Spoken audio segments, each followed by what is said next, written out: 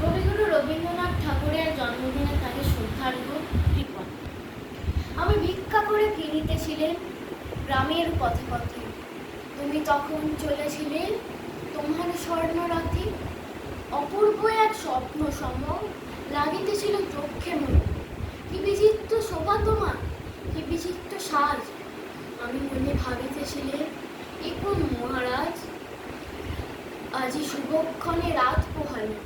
ভেবেছিলেন তবে আজ আমারে দাঁড়ি দাঁড়ি ফিরতে নাই হবে।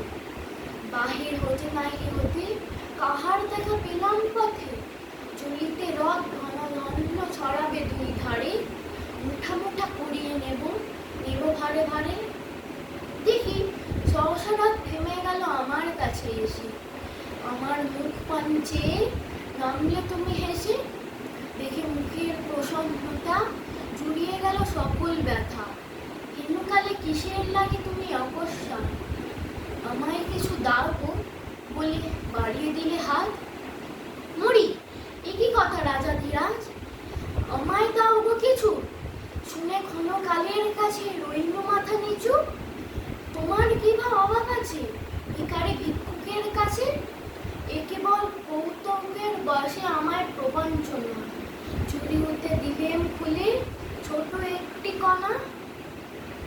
যবে পাত্রখানি ঘরে এনে উজাড় করি, এ কি ভিক্ষা মাঝে একটি ছোট সোনার কণা দেখি। যা দিলেম রাজভিখারিরে ফিরে এলো স্বর্ণ হয়ে। তখন কাঁদি চোখের জলে দুটি নয়ন ভরে। তোমায় কেন দিন আমার সকল শূন্য করে। নমস্কার।